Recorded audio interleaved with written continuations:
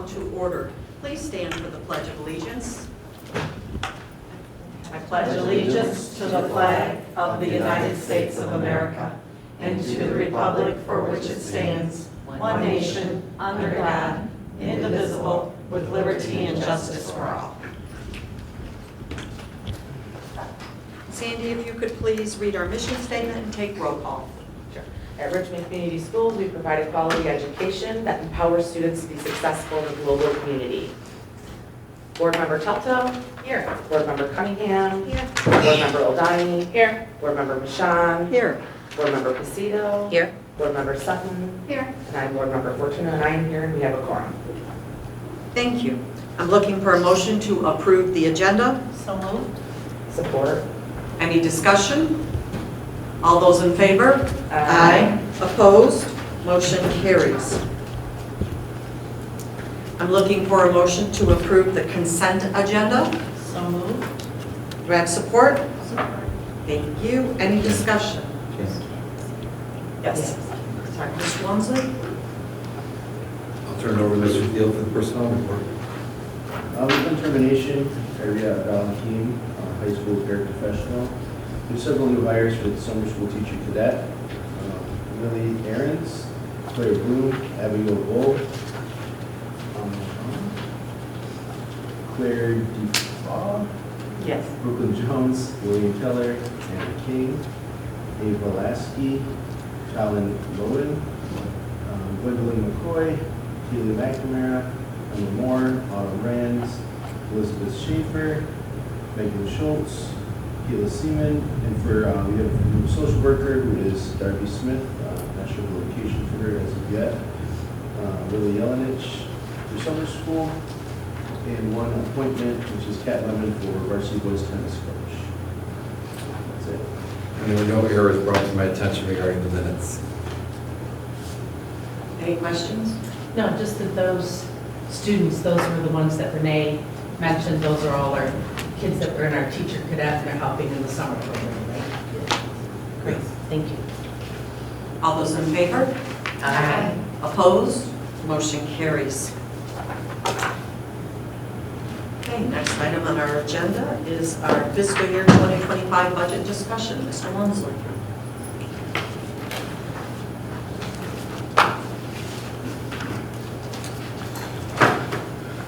There's a couple items that are listed here. One, we're going to go over the consensus revenue estimating conference, the results of the conference that was held right before Memorial Day.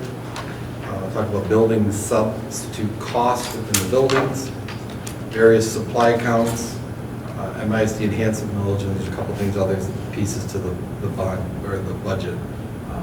So in your packet, you'll see that the consensus revenuing documents, which they predict, this is where the House, the Senate, and the governor all come together. They're fiscal agencies looking at the trends of not only the U.S. economy, but also the Michigan economy, and they estimate, based on revenues coming in and so forth, what the school aid and the general fund will be. So just speaking of the school aid, they are estimated it down in revenue. Much of that has to deal with, some of it, I shouldn't say much of it, some of it has to do with tax incentives that bring less revenue into the fund. And they are also predicting it to be down in fiscal year 25 and fiscal year 26. The general fund is projected to be up over what they budgeted in January, or from the conference in January, I should say, and as well as in FY 25 and 26. So for us, it's looking at, they have less revenue to work with when they finalize the school aid bill. There's a lot of documents in here, and it's, I did sit through and watch the presentation, and it talks about various key aspects of the economy that that would generate revenue for the state. So the other aspect you'll see in your board packet is estimated enrollments in the state. They are estimating in 23-24, based on the last count, that we are down another statewide, another 400 students. So from this year to last year, It's almost 9,200 students statewide down. Public school academies, they estimated down, though overall from last year to this year, they are up. So as a net total, the state is down 8,029 kids. When they take those numbers and begin projecting forward, they anticipate public schools will be down again another basically 7,100 students, and public school academies are expected to be up. So a net loss of 6,200.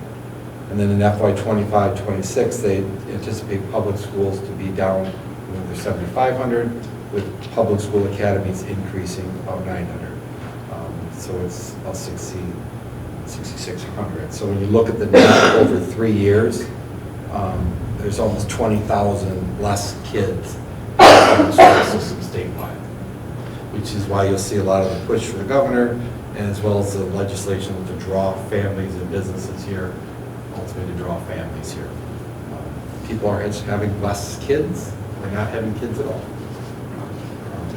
So, the good news on that one is if you have the same pot of money and you have less kids to divide it up, your allocation should be higher when you look at it mathematically.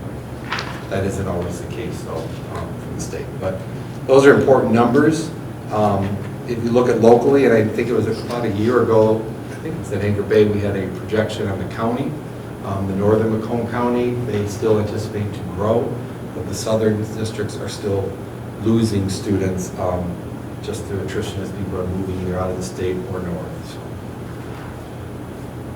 any questions on that? Because that is the basis of what they're building the budget on at this point. So if they weren't putting the school funding money, if they weren't putting in other places besides the school, this conversation would be different, right? I mean, if you go at all the lottery money and all that kind of stuff, they're putting state aid, school funding in different spots. And if they truly were putting it where it's supposed to be, If the state aid is, revenue would be. if the state aid as it was promised back in 1994 when proposed late to be K-12, then that would be a correct statement. They've expanded that to be part of community colleges, so the 13-14 year has a good chunk of the state aid payment. I think it was last week I gave you the last one, that poster. The lottery is going to the state aid, but the general fund transfer to the state aid or school aid fund is less.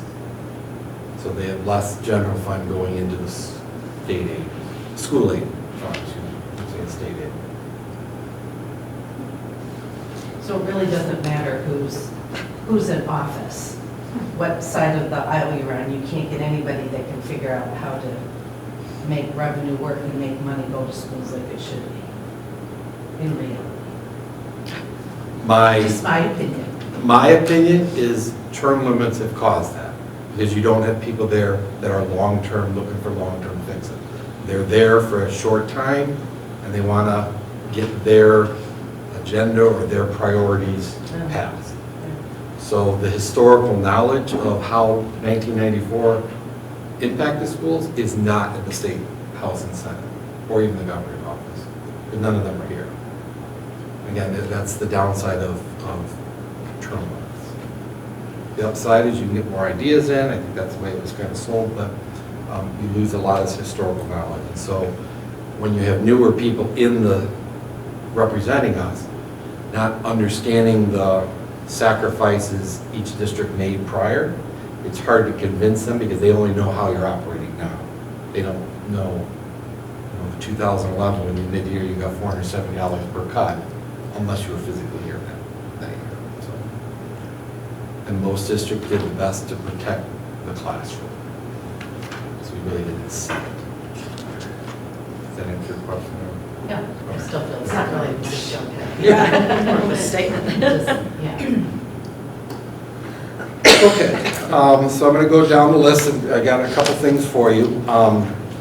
Let's talk about, I'm going to pass this out for you. This is, I call it the cheat sheet. It's a, shouldn't be saying that in school systems, but I'm going to go forward here. We'll let you know. This is just a reminder There you of the go. function codes. I like that one. So when we're talking and you're looking in the budget and you're seeing those function codes, this would be, just as a quick reminder, the first set are all the revenue.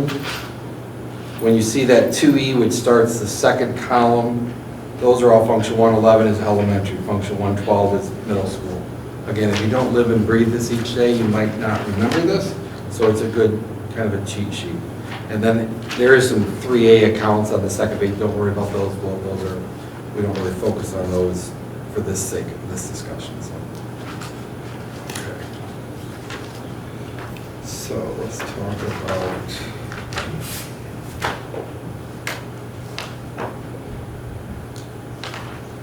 sub-costs.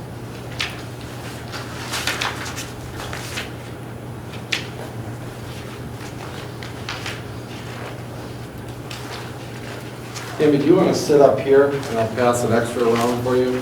Sure. Since we haven't had a chance to talk today. So you're getting two sheets. One has a purple bar on it, and the other has a blue and green kind of chart.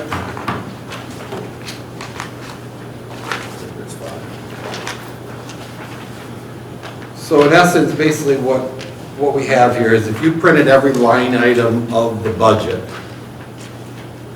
there would be about 3,000 actual line items, a lot of accounts. Many of them have zero because they're past grants that we've zeroed out and no longer have them, etc. So what I did is the sheet that has the purple bar is I took out of this the subs that are by allocation. So for instance, on the left side you'll see the line number which reference the big budget.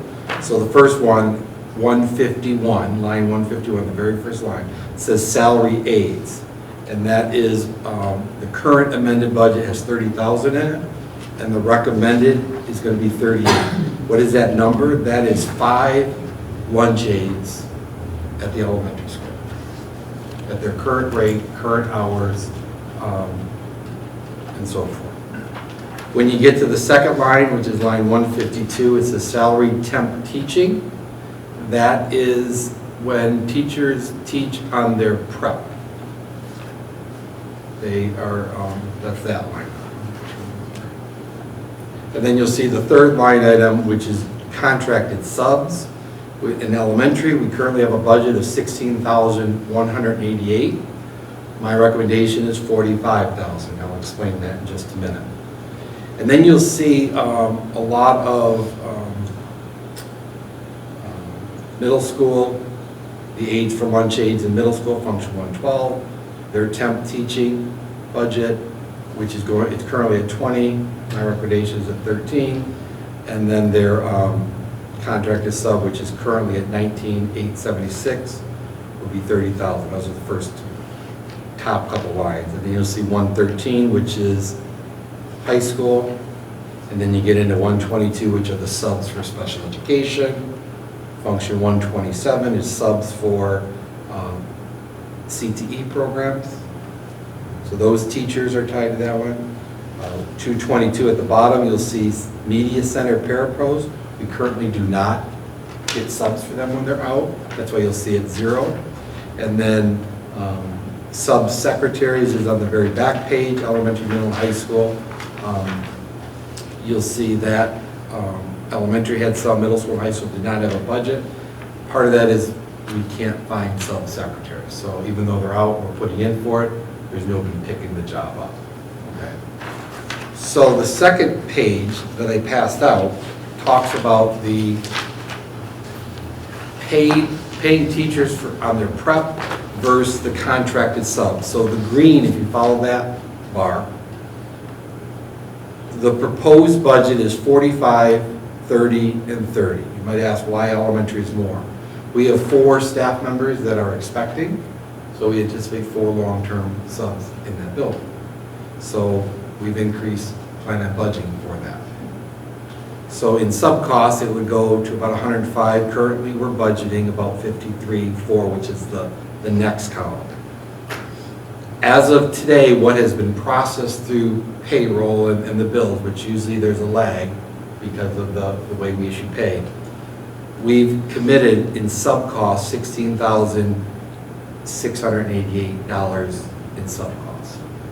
So of that 53, we spent 16, almost 17,000. Again, that doesn't include the last week or two when those come in, so it's still gonna grow. But to give you a perspective, what I did was I went back in the system to see how much have we budgeted for subs for the past, basically 10 years-ish. In FY23, we budgeted $141,000 in sub costs. If you recall, we had a lot of subs in the mid-year that year finishing. We had an anomaly. In FY22, we budgeted $44,000. So when you look back pre-COVID, our total's around averaging $78,000. And that's what the yellow bar, if you take an average of those, FY13 all the way to FY23. In FY13, we spent $95,000. And I think that was only $80 a sub at that rate. It's a lot of subs. Versus we're paying $135 right now and $150 for long-term subs. So almost double what we were paying back in 13 for subs. Part of the projected increase is if we do not use the building sub, which our anticipation at the end of this year, the ESSER dollars. So if you're looking to put building subs back, we'd have to build it into the general fund. To give you a perspective on absences, now I asked Jamie and Angela to run this today. At the bottom part, as of today, you can see the number of absences. If we paid $135 plus the percentage, which equals a daily rate of $160, we've got about 4,000 in bereavement. We've got another 1,100 in COVID-related sicknesses, 30,000 in 193 days, 30,000 in family illnesses.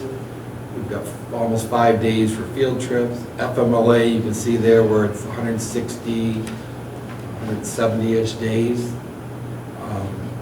Jury duty, personal days, we have 160, almost 169 days were taken for personal days.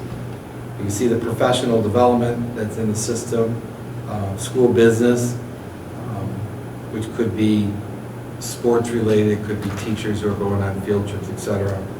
Sick days just listed as 6, we have 363 days. And then the union business, and we have 83 days of staff members going unpaid because they've exceeded their allocation. So just to give you a perspective, we're spending today about $168,000 in absence costs today. Does that include the maternity leave as well? Maternity leave next year. The 4 that we anticipate, we had some this year which would fall under FMLA or their sick time, their days that they've been accruing would fall under that. There's not a maternity category, so unlikely to fall under FMLA. Okay. So I guess I wanted to give you a perspective of what we've paid in the past versus kind of our current state of reality. Attendance district-wide continues to be a challenge. Obviously, we don't want people here who are sick, but these are all legitimate contractual benefits that they get. And so as long as you follow the contract language, we honor it to the best of our ability. The blue bar is the budgets that were for paying teachers for missed preparation periods. So if you look at our current budget is about $35,000. Right now, again, there's maybe some payrolls that haven't hit yet, but we're about $7,800 towards that. Looking at what's proposed is about $32,560. And then you can kind of see a 10, 11 year range. averaging about $32,000 in missed prep. There's some high years, there's some low years. Some of those years when you look at it, and COVID, getting subs dropped, the ability to get sub. So a lot of teachers talked while we were in that 22. When we had all the subs in 23, we had a lot of subs. So just gives you a perspective. 13. So, in the budget was 35,000. We've only paid 78.25 So far. for people working on their prep so far. So how did I get that number? No, so there's that number. Last year, 25,000, almost 26,000, year before 47,000. So does the subs in each building, the guaranteed people, make a difference then? Yeah, because we're pulling them to cover classes, so Rather than teachers do not teachers have working on their to teach prep. other prep. There were some years when we had a lot of sub costs that we didn't have we had several teachers teaching us Right. at the time, the 6th hour. So they weren't available to someone in prep too. So this year, the preliminary schedule has nobody teaching on their prep. So how I got the number is I took if you just look at the elementary sub costs at 45, how I calculated it was I took let me try this quoting the right way.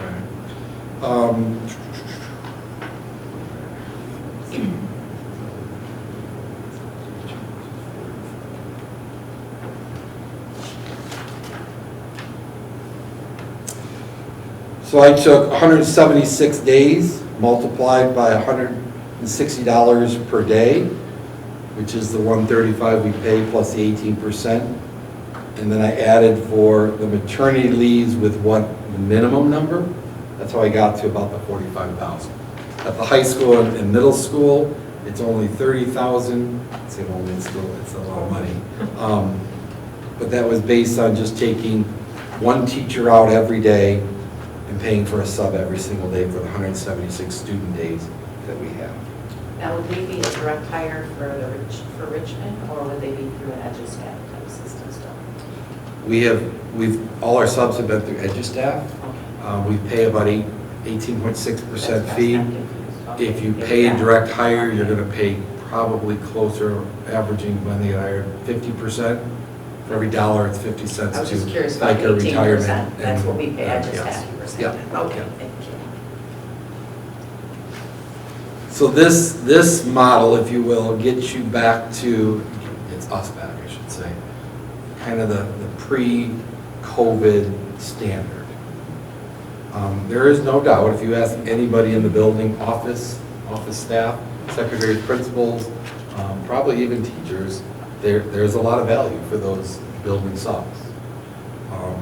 But as I sent you guys an email, and I have it here, it's about $30,000 each one, which would equate to about $90,000. We'd have to $91,796-ish that we have to build into the budget.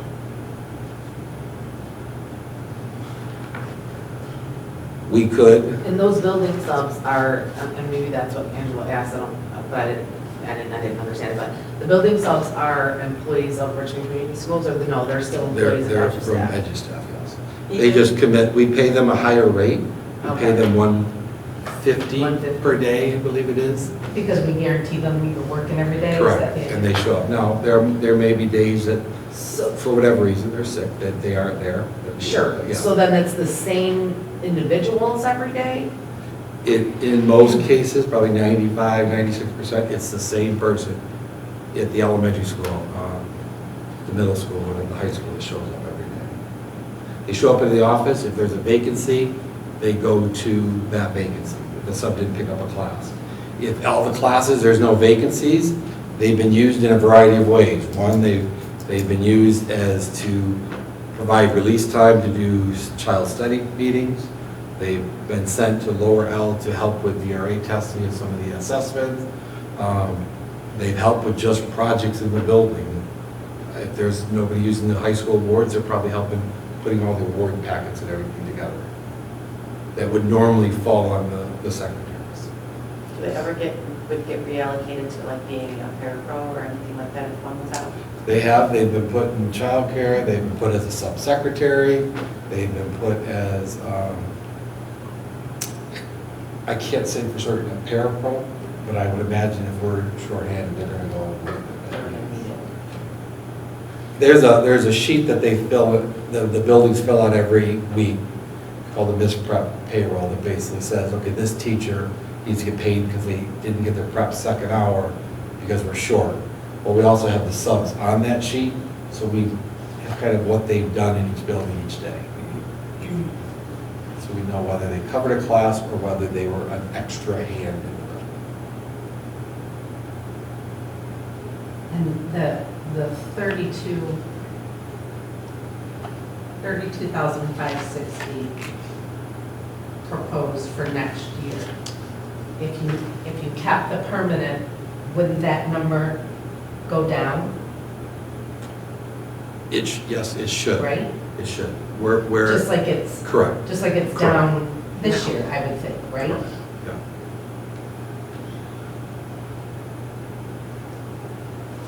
I mean, you could reduce those accounts, the Miss Preps is costing out one Miss Prep for 176 days, at $37 an hour is the cost for that. So that works out to be $6,500 for elementary. At the high school, middle school, we budgeted on 2 teachers teaching on the prep each day. For that dollar value.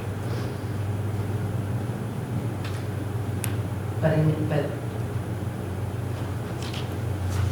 35,000, we're going to do 7,800, it's not that many days off. I'm just thinking of the idea of missing your prep means a lot of things. Yeah. Parent meetings, IEPs, all of that kind of stuff. Chance to go to the bathroom. That too, yes. I was Just a thinking more breather. of the- Sorry. the work But it's yes, a breather, it's a break in the day, yes. other than their lunch. They don't fit. That could be, a teacher might not get a break all day long. Well, you might not get lunch if you're helping a kid in your classroom. Yeah, but that You is know. true, that is true. We could, if the board wants, reduce the amount of Miss Prep dollars, reallocate it into the sub cost. We could roll the dice and see how it is the first quarter, first semester, and make a decision when you do the budget amendment in February. Well, I would certainly prefer to not have them miss their preps. I mean, and have subs available. So the sub for half a year is gonna be roughly $15,000. So you're talking $45,000 of expenses, basically through first semester. And what you could be saving in the other, We would shift, Line items. we would shift the line items for Miss right, so Prep. you're saving, right? Our challenge would be May is when we get the increase in absences. Everyone needs to go. If we were to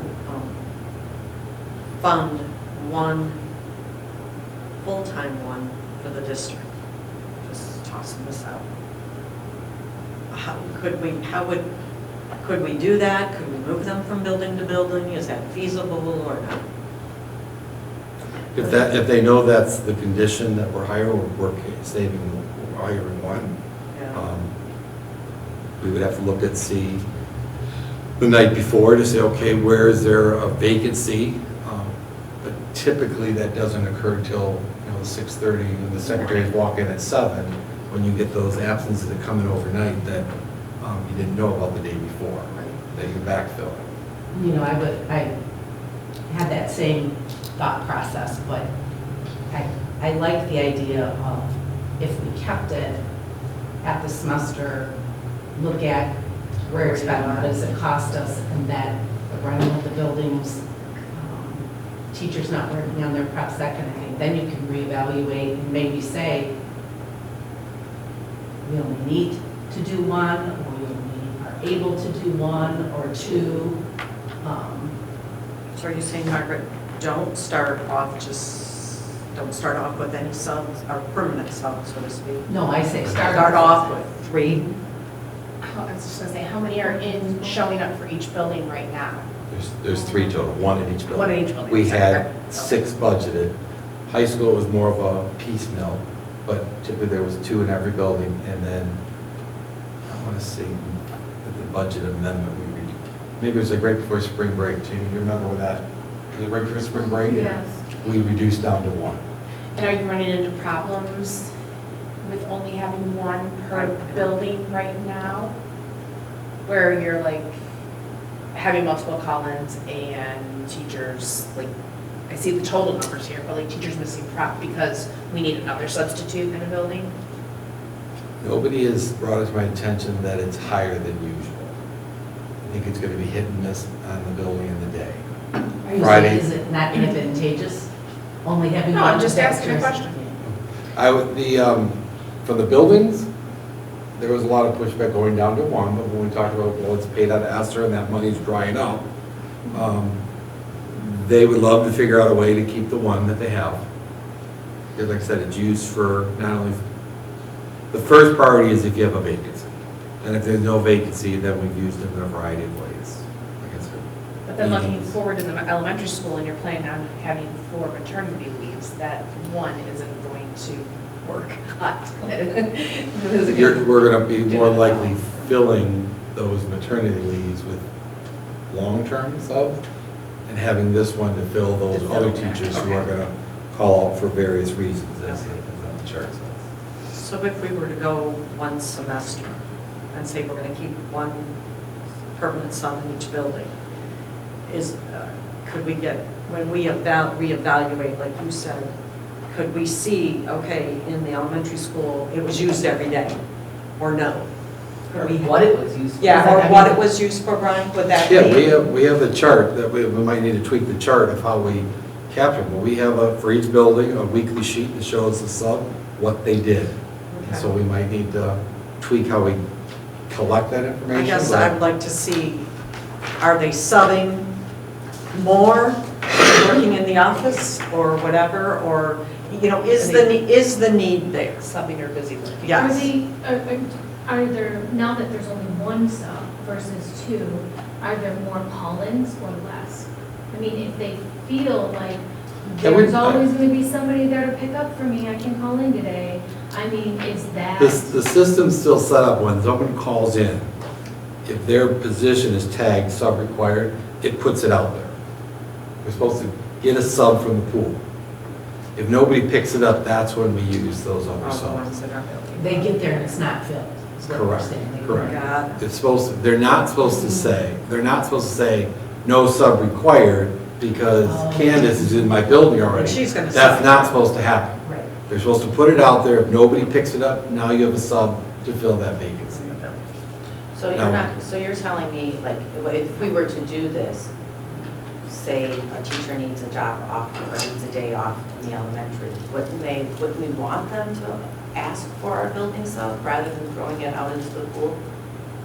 Because I thought the whole idea was to keep 1 consistent sub. If that's the mindset Yes.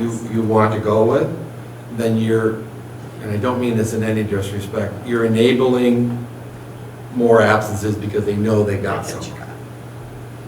So the sub that's there is basically being used for more emergent, It's- last minute needs? It's supposed to be if there's an I call in unfilled sick. position, so we don't have to have Okay. teachers teaching on their prep. That's the intent of what it was supposed to. The original intent was covering classes when we had COVID and we had staff being quarantined and everything, just to create some continuity. We're kind of past that now, and now it's more of statewide, nationally, there's a sub shortage. So if we don't have a sub, then we pull these 3. And a lot of districts have gone to this month. So one more question, you can have the sub who's there during the day, but you've had 2 teachers that have had to call in sick or something, but they sent their request out that they needed a subs. So 2 outside subs have already come in to fill their classrooms, so the sub that we have that Is still- shows up on a daily basis is still available and might be doing busy work. That is possible, yeah. Or sent to a different. Or building. it had, we have in the past sent them to other buildings because we were short and there were no subs. Like for instance, 4th hour at the middle school and high school, there's very few teachers who have prep periods 4th hour. So we gotta find someone. So sometimes Ms. Morello, Mr. Knight, Mrs. Zabo, Ms. Borg have subbed 4th hour because we don't have. I also thought it was, I guess, I was under the assumption that it was done the way that Angela had indicated as well. Like, if they're requesting a sub, then the building sub, okay, now that building sub is scheduled, and then they go on. I understand what you're saying. So my question is, I guess, do we have, you said to have a list of everything that they've done? And obviously, I haven't seen that list or anything, because I wouldn't be privy to it, but are they most of the time being used as like classroom subs? I would Would you say? safely say 50% of the time. So half of the time. If you look at on average, the Yeah. whole year, I Yeah. would say half the time. So that's, okay. As far as us getting a sub from, what did we use, what's the company? How is that response? Are we getting subs, or is it, like you said, pretty dried up, or is it? Well, we get every once in a while an email from EduStaff that says these people are no longer subs. More than likely, they've gotten a teaching job somewhere or decided not to go into teaching or subbing and got some other long-term sub. I got an email yesterday from one of our subs wanting to know the status because if she's not going to be here, then she wants to go to another district that commits them all year. If you look at this chart here, in the very middle, there's a small chart. We have about 90 teachers. They all get a total contractually each year for 13 days. 3 personal, 10 sick days. If you're a new teacher, you get one of those goes to sick bank, but in general, 13 days. If they all used it every year, we would be spending, whether we liked it or not, and we got subbed $187,000 in sub costs if they used all those days. Now, do they know? Many of them carry over and bank them. We put in the last, I think 2 contracts ago, kind of an incentive. You don't use your personal days. You got some payout at the end of June to kind of incentivize being here. But I'm assuming, I guess, and I don't want to assume, that we're not having trouble like getting subs when needed from EduStaff, just because we're competitive payer. No, there's still days that we are short subs. Okay. And so, That's kind of what I was thinking. and then we're assigning teachers to teach on Okay. the problem. No, I was just, because I guess I would just think that because we're a pretty competitive payer in the area, that they would be choosing, I guess, this district over others to sub. Right, because that's why we raised our pay. There Yeah, are first one, still in the some first that are one. higher than us, so I will tell you, there are Okay. some that their daily sub is Yeah, but we're pretty 150. competitive, I guess. I would say from What we were. getting $80, you are getting anybody. I mean, you look at Right. $80, that's, less, a little over $10 an hour a day. So if we became a little more competitive in that, would that, do you think maybe save us money in the long run? And that way we would have people that would respond to our requests more likely than not? Or are they just not up? Or are they just, sure, yeah, that's. I would say there's not the number of subs that districts need in that pool. Okay, There's just not enough subs. okay. I would say if this trend in absences continues and becomes the new norm, we're going to either be paying prep or sub costs higher and higher each year. That's going to become more of our budget. And if you raise it, again, if you raise it, everybody's making $150, the daily rate's $150, $15 plus 20%, that's another what, $3, so $18 more in cost per day, times 176 days, that's just for one person being, I mean, So like, we gotta fill it as best we can, and the only way to Yeah. fill it is being competitive and getting a larger sub pool. and the sub pool really depends on EduStaff, not us, right? I mean, Yes, but they've gotta they have will work with people- districts, like they will give us flyers and stuff to put out, Right. and, you know, if we want a job fair for subs, they'll come out and, you know, we gotta coordinate all the logistics on it.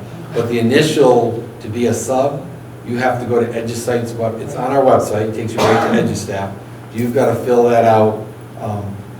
My daughter's going through it right now, it's taken her now 3 weeks, because she's got to now schedule an appointment with EduStaff to do her day training, Yeah. and it's. And I think you're supposed to Yeah, get get fingerprints. fingerprints. She did that. And then the school year's over.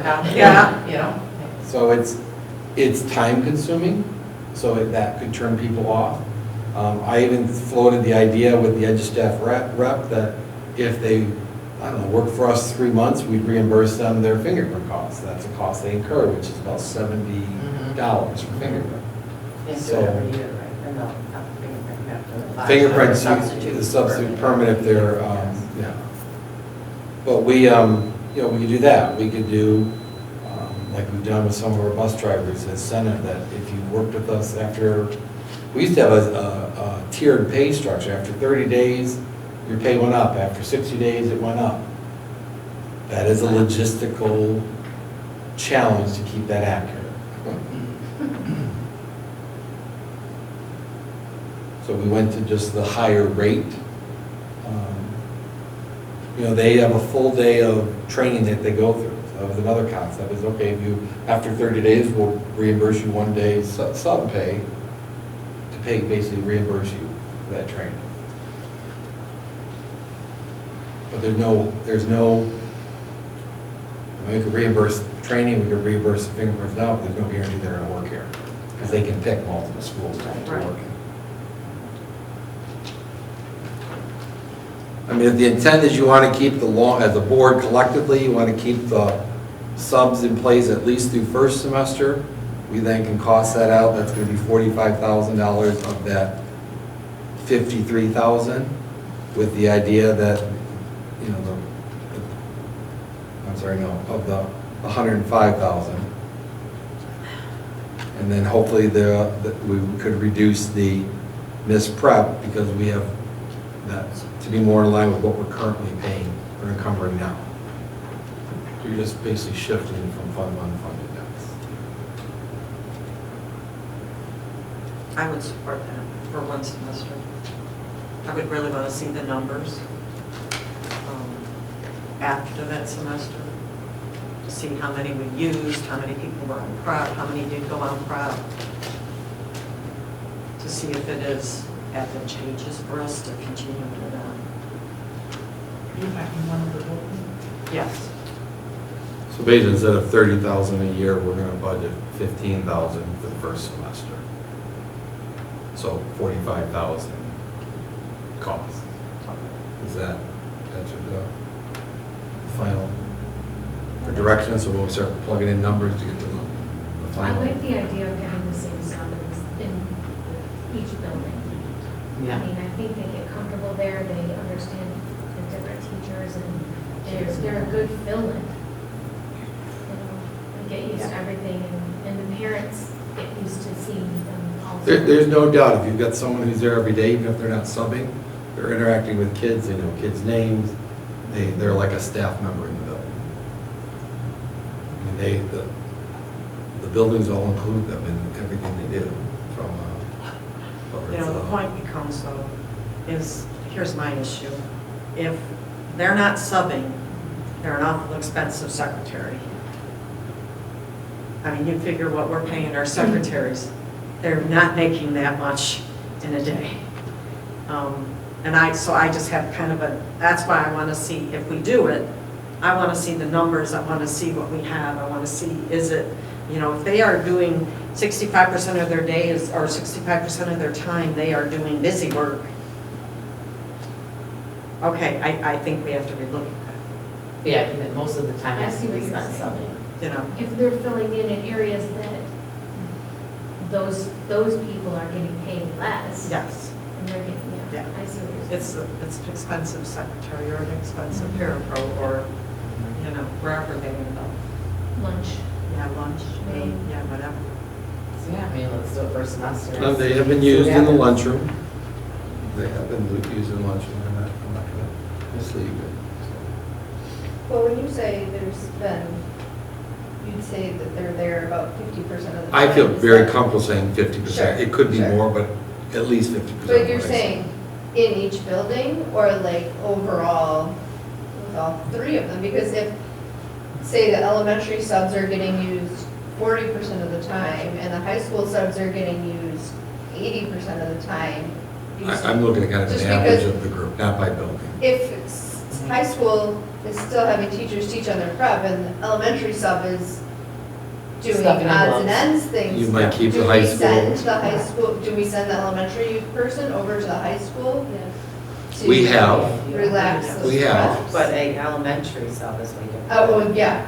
We've had, I don't I know, agree. I don't think in our current 3 that we have, but we've had previous ones that I'm not going to the other building. Yeah, that's what I'm saying, like, Sure. they'd have to know that that's Part a of the deal. possibility. If I'm a high school person and you want me to go to a Yeah. kindergarten classroom, that's dramatically different. Yeah. So- Okay. But, we have moved people between buildings. Yeah, And that process relies on the administrators and secretaries either shooting, hey, we're short subs, anybody not using theirs Yeah, specific for because, it. I mean, even middle school and high school is maybe a little bit closer of an Right. example, but I don't want the middle school one sitting around doing Correct. quote unquote nothing. And the high school using Needs to teacher, start. I'm paying teachers for their Right. prep when Right. it's not necessary because there's somebody else Right. in the district that's available. yeah. So, yeah, it would be very interesting to see, I guess, the data between the 3 buildings that way.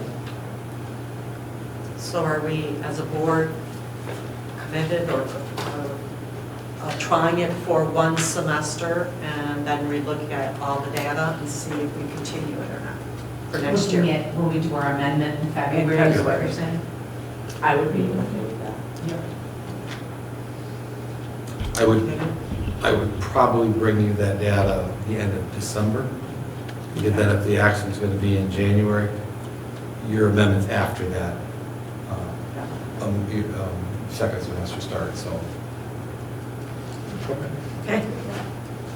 Thank you for getting all this together. Okay, next one is supply accounts. This is a little thicker.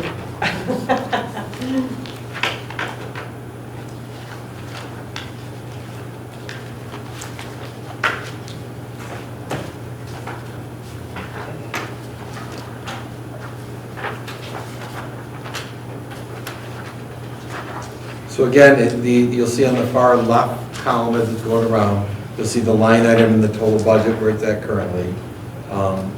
You'll see the function code, so it starts with elementary school 111. And then you'll see kind of a short description, what's currently in what you amended in February.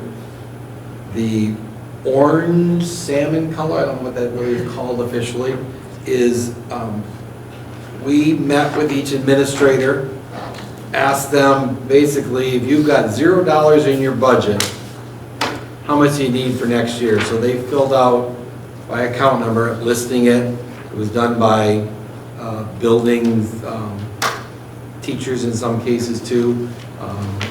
So that's what you'll see in that salmon color. And then the green color is kind of my executive recommendation, which may be different than the salmon color, because there was, some of these accounts went extremely large in increases, and just trying to keep the big picture and balancing, and as you finalize staffing and put people where they are, we're going to have those increases as we get to the final budget. So, but you can see on here, you're looking at some of these, you might ask, well, what's the rhyme or reason you had behind that? So for instance, I'll just give you an example for the elementary. When you look at 111 function code, there's one that says, I think it's line 176 is the number. It's got 18,000 was in this year's budget. They're asking for 13. My recommendations was 14.4. That's basically putting $30 per student in that building. I used 120 in every grade level, rather than try to get 110, 105. 120 every grade level, so they have 4 grade levels times $30, that gave you the 14.4. When you get to the middle school, you're gonna see that same kind of formula. When you look at grade levels for kindergarten, first, second, third, kindergarten and first, it's $10 per student. When you get to second grade, it's a $12.50 per student, which you'll see on the teaching supplies. So you see the grade 2, the original budget was $1,000. They're asking for $1,450. My recommendation is $1,500 based on this formula. It's a set dollar value. Third grade goes up to $15 per pupil. That 18,000 supplies, again, that's $30 per pupil in it. Brian, what's the difference between, so you have teaching grade 1, 2, 3, 4, and then you got supplies teaching. What's the difference? Supplies teaching is your building supply. That's where primarily your copy paper. That's a huge chunk of that bill, is copy paper. Our copies are up. There are more copies being made this year than they were last year. So the That's bulk a of that cost. 18,000 Is copy paper. You buy a pallet of paper and so forth. So then why is middle school so low? So when you get to 244, line 244. 244, nearly as many handouts as. I don't know. And I did not have a chance because the sheet that I have says $350 is being asked. I know that's not correct. Really? But if you take in the middle school, if you go to 112, 244, again, this was $25 per pupil. That's 600 students in the building. Again, 120 per grade level. That's how I came up with the 15,000.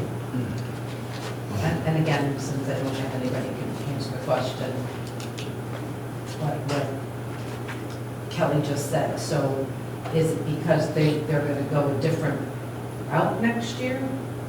For the teaching supplies, that one, 244? Yeah. I think she's looking at the 350, why did they ask for such a small Yes, amount? yes. Yeah, that's How it what's confusing goes her, from from 20 to 350. 20,000 to 350. I don't think they were And understanding the whole question. Well, let's hope that they. One thing I got is- understood the question. Presentation clickers.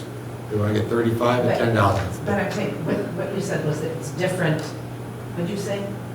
I said they don't use nearly as much copy paper as the. No, they do, which is why the green number's there, because I know that's where the copy paper will be allocated. Yeah, I don't Okay, think they. so can I ask Renee a Don't question? Renee, with some of our new curriculum and textbook and things, do we need to copy? Or is it more, I'm looking at Cheryl Jar, she's over there shaking her head. All of our newly adopted curriculum does have a digital and hands-on component. And of course, we're always trying to, pick curriculum that's best for student learning. And there's different modalities, and right now, a lot of our teachers are more comfortable with the hands-on type of thing, and our students are more comfortable with the hands-on, and I think coming off post-COVID, I think it's just part of the, let's get back to normalcy. Okay. And I think that some of the, at least the vision with some of the coaches is making some of those instructional swaps so that we can start utilizing more of the digital platforms so that we can reduce those paper costs. But all of our curriculums are dual modalities so that there can be that shift, and we will see that in a few years. Just Okay. Can not I right ask now. Cheryl Jar over there Paper because she's version is jumping a lot out of more her comfortable seat? for teachers. I So, know it's not public comment, but just for input, what Renee is saying is true. We can do more, the math curriculum, I know. The math assignments are online, so there's just, I don't make as many copies as I used to of anything, and I will also throw this out there. We are putting it on the kids' responsibility at the middle school. I make enough copies for every kid. And my, absent kids, it goes in a bin. If you lost yours, you go print it from Schoology. I'm not making 60 extra copies. I'm putting the responsibility on the kids. Thank So you. we have reduced our copies. Thank you, Cheryl. Can't do that at elementary. Yeah, But I there's don't no know way if we this could do that at 350 elementary. is still No, correct, that even if doesn't it's just. sound I guess what I would ask you to do is flip it to the last page, the very last page, the very last line. When you look at all these supplies, this is a $50,000 increase in the supply budget. 49,107. You can see the column on the right, there are pluses and minuses in each account, which is why I started, the green was my executive recommendation. Okay. There are things that when I look at these, it's distinguishing between wishes and wants to make sure that we're supplying the required resources. All of these accounts, grade level, department, have all gone up in a variety of fashions. And that's the whole point of doing this in the first place. Right. Correct. Whole wishes and wants and. Yeah. But this year has been an open checkbook, and there are some grade levels that have exceeded the budget. There are some grade levels that haven't spent anything. So by going through this process, we try to say, okay, what specifically are you looking at? You'll see in line item on the very first page, 186, capital outlay furniture. That line item is for Heidi would like, that is 1 kidney table and 25 kindergarten tables. That account, when you bring the bond budget back, that could become out of bond. But those kindergarten tables never got replaced. And they're nearing their end. They have one teacher who doesn't currently have a kidney table, so she wants to make sure they all. When you look at in the middle school, which is line item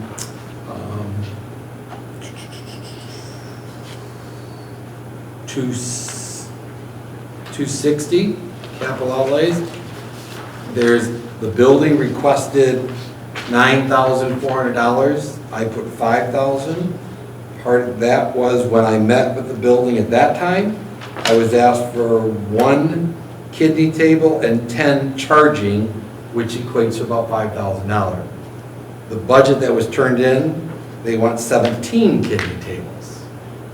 Okay, so we have not had a conversation on that because that's something different than the individual meetings we had with the building. So this is the first time when you look at they've collectively at this point had to think what they're going to need in the future. So when you look at some of these are up, you're going to see Renee's curriculum line items are zeroed out. And that's because I would like to request when we do the budget amendment, we put it as a set aside like we do the turf. Because if for some reason it doesn't come by June 30th, we at least know it's allocated there and it kind of crosses fiscal years that we're not. So there's 150,000 taken out, but it's in a line item to put it in there, and we're still 49,000 up. So in that, you're like 200,000 when you look at this whole cost. If you want to honor get close to what they're asking for in the salmon color. You'll see a lot of the salmon might have a 0. They didn't either give a budget or for a variety of reasons. Oftentimes travel was in there. So I looked at saying, okay, what that course is like. I'm on the second page, 792 ECSE. I was given no budget for ECSE, but in the past they spent about $900. So that's where my number came from. So, the conversation that's been had at this table a lot. Is this going to help this process that you just did in your conversations? Are we going to get closer to the point where we're not asking for tissue from parents and that stuff because we provide that? Well, I will tell you the newsletter that's going out July has an elementary, and then there's a column that says, these are the supplies that you do not need to purchase because we're purchasing them. Okay. And then it has at the bottom, or it could be seltzer, these are kind of unique supplies that might need to be. But we're identifying to parents what are not, you don't need to purchase. Is that I fine? interrupted. You're saying, what is the average per student? $10 in supplies per student? Because that alone, that like a kid could use, one child could use $10 worth of Kleenex in 1 month. You're right. And I said before, you are never gonna stop Right. the parent going to Target and doing the Well, back to school. I think we would And they're need gonna to buy do this in a the stuff sense, and they're gonna just donate to there's the no way we classroom. could afford that. I mean, But isn't it the same as we provide the tissue, the toilet paper, isn't that all in the yeah, same so would that thing? come out of the supply teaching here, in this one, the Isn't that building 176 supplies? line item? Each building has done it a little differently. So sometimes they do the bulk construction paper order at the building level because they get a better deal. than No, I'm each talking about individual. toilet paper. Well, the toilet paper, that's out of, that's out of, Right, that's what we're saying. that's out of Do we buy Kleenex? Do we legit 261 Kleenex out of under there? operations, and we will never, I'll say this till the day I die, we will never not have toilet paper or paper towel Right. based on What about circumstances that Kleenex, though? prevent it. It's on the list. If they don't order it, I can't make them order, but But they it's have a on the whole list, they can other, order. whole other area that's not their teaching supply budget, where they can It order depends Kleenex on the from. building. Some buildings said, okay, I'm gonna buy a case, come get it. Some Okay, is, but isn't that a problem? Because if each building gets to decide that that's Because not in the a high school, you teaching, might not need it. I don't care, it's not a teaching supply. some argue it is. It- If I have kindergartners, Kleenex in the classroom is a teaching supply. I'm just saying, so it's been, You're it's, teaching. How so? Because you're teaching that part of like wiping your nose and Yes. like a lot of that. you go through There's a more, lesson plan you on go wiping more your nose. Kleenex than you do crayons. Yeah. Okay, I understand, I'm not saying that's not a needed supply, Right, it certainly just is a saying it's needed not supply, needed I'm saying for I don't, teaching. it's not, I wouldn't agree that it's a teaching supply. Building Supply. Office Building or supply. building supply. Because in the high school, I think kids are now bringing their own. I guess, do you want me to make copies of all this for the board? Because I wasn't No, looking I at don't this think as no. going in No. individual line. I don't think. No. This is No, what, but- this is but a we can ask the $200,000 question. investment, is what I'm asking for. If you want to, if this is a $200,000 increase in supply, when you back out the 150 that was already in there for the curriculum. If I put the curriculum back, this is increasing. My question was simply, we have said more times than I care to remember, talking about supplies, and we asked for this, and this is exactly what we asked for. But my question was simply, toilet paper, paper towel, Kleenex tissue, whatever you want to call it. It's not, it's a building supply. If That's the where board my wanted that to question be a is building coming supply, I will put that to come out of it and take it off the order for teacher. So when the custodian cleans the room, if there's a missing box of Kleenex, they are to put it there. from. Yeah, I Let's would do think that. that's how you Okay. build it. Yes. Amy got the direction, make sure Preston knows it. Or could we just buy them like they could get a You supply? don't- They don't No. have the storage in the room. Right. Right. I mean, they're shoving it above toilet, they're shoving it under sink. Correct. Some teachers are putting it in the, one is in the back of her car, she unloads the car every morning because they don't have any room. That's the challenge. Okay, I have one other question. I'm okay with this, but mine's not gonna be in toilet paper or anything like that. So, Brian, when you had them do your sheets that you have over there, in comparing to what they used this year, remember how we increased their amounts? It's more than what the budget is this year. Okay. Because we increased those amounts with the thought that they needed them or wanted them. I just want to make sure that we're using it.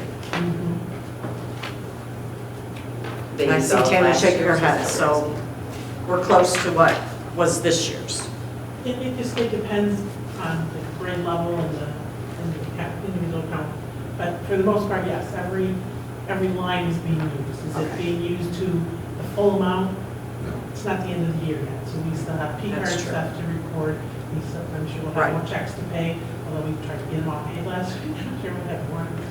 So some have, as Brian mentioned, exceeded the budget that we put Right. in place, and some are under budget. We have never said no to anybody this year. So the order went through, we may have sat down and said, okay, your budget was 1,200, and you're at 4,200, what's the problem, or what's the? Why And, the difference? Yeah. And we had conversations, like I said, construction paper was an example. If you store it in your classroom, those of you who've worked with construction, over time, it fades and it becomes problematic. They don't want to use it. So instead of storing it all in this in January, order your pink, red, and white for Valentine's Day. In February, order your green for St. Patty's of the next month and not keep it stocked up. Because When we emptied these buildings, some of the storage room had cases of chalk that we will never have gone through. We don't have chalkboards, so we gave them to kids, but that's the problem with stocking. That wasn't the intent, and the order is order what you need for your classroom. Now, there are some that have expanded what the need is that they need in their room.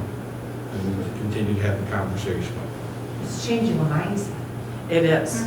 It is, because you want to know what I was told when I was here in the building?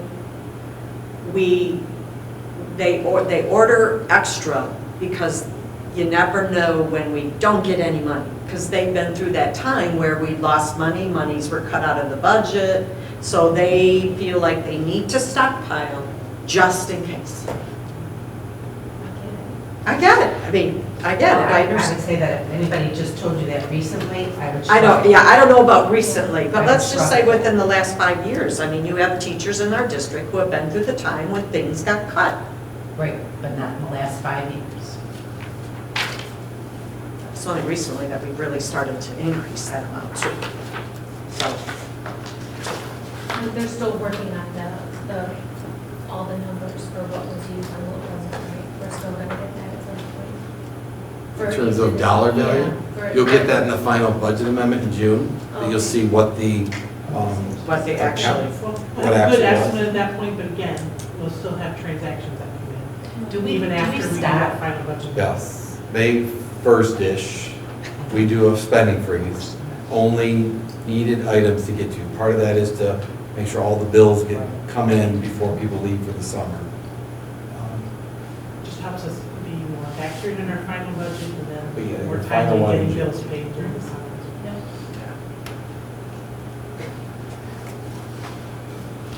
okay, where are we at now? So I guess what I asked you to look through this, I did not get it to you ahead of time, so I apologize. So before our next meeting, if there's a specific line item, if it's, just as a note, you'll see some line items that have like yellow, I think it's like the 4th page, and it's robotics. That is our matching grant part. It's not in the robotics grant, but it's ours that we match. There's some purple line items. Those we're dealing with, like a social worker, we used, TC, we used to be able to put a TC. Some of the new accounting rules, depending on the area, we haven't got clarification, might have to be broken out into elementary, middle, and high school. So that's where the purple lines items are, and so it's basically taking it and putting it into, and some of it just needs account numbers put in, so. And that was it for this one. Okay.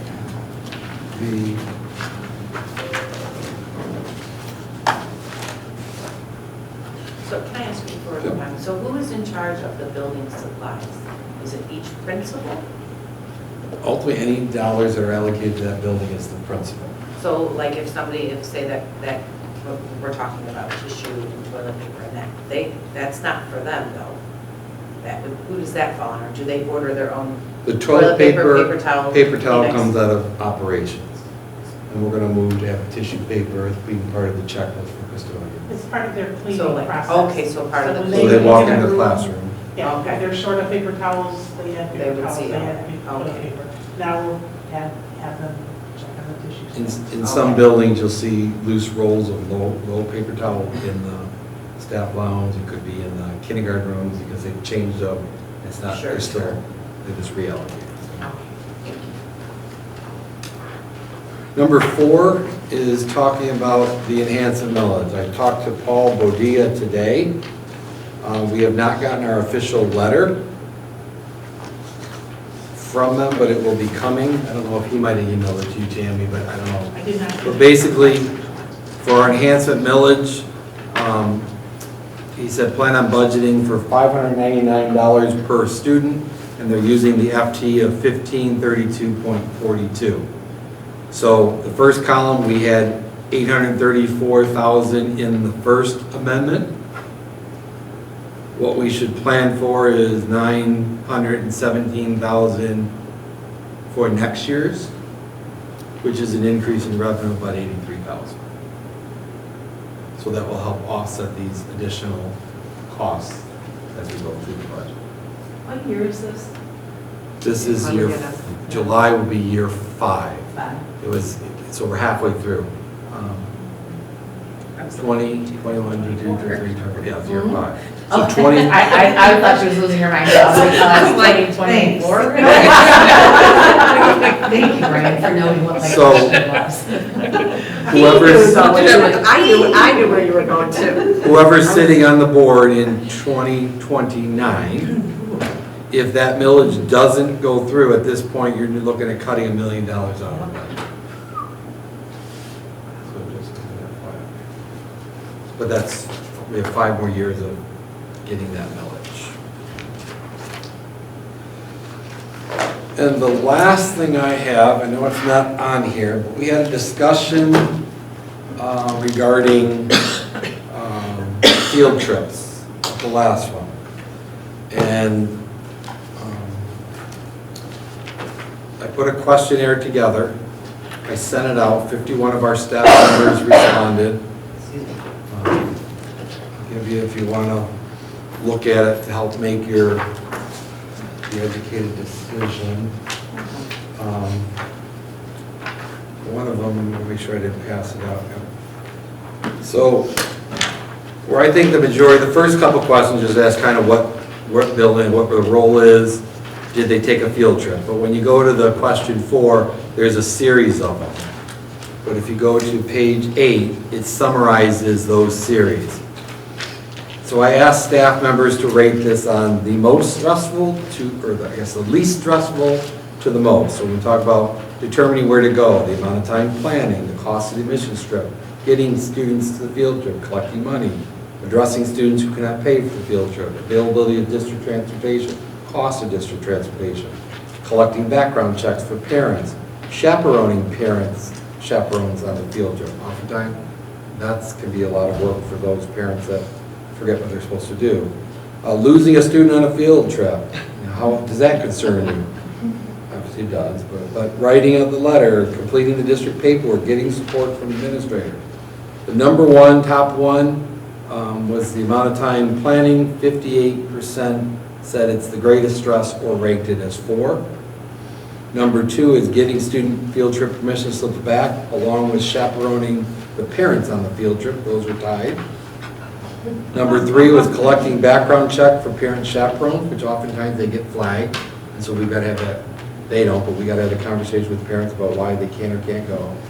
4 is the cost of district transportation, and 5 is completing the paperwork. And then you can see on the very last page, number 6, or page 10, 11, just what other information would you like to share? There were some narratives there. I will tell you that Heidi at the elementary school emailed me saying that the PTO there commits to paying for the transportation for every grade level. So that's not a worry for at least one trip for every grade level. Andrea at the high school, they've gone on more field trips than they have in years past, and not one kid is paid for those field trips. They tie them to the career and technical, and they invite a lot of kids. They've never had to pay it. They've been able to pay it either through career CT funds or other sources. So is this the first year the PTG is going to pay? Or they always have? Elementary? Yeah. They've been paid for a couple of years, I think Heidi The said. transportation? They pay the transportation bill. And I think I thought at the previous board, I shared how we get that number. It's not just, it's based on our total cost. Now that we have drivers that are benefits, working more, we have more drivers, our total transportation costs should go up. If we aren't driving any more miles, then the per mile cost is actually going to be higher than it's been in the past, so.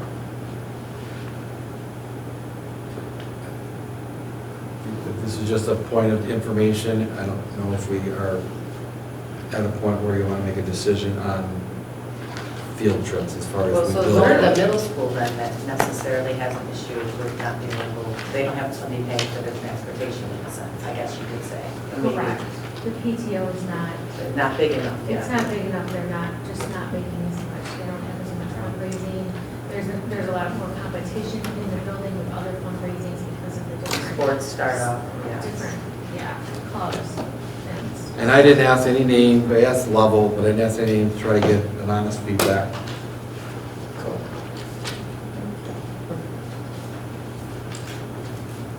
So what are we So do you looking know- to do with this, I guess? So I guess the question at the previous board meeting was, could we take dollars in the budget, correct me if I'm wrong, Candace, allocate them to pay the transportation cost of the field trip for every grade level?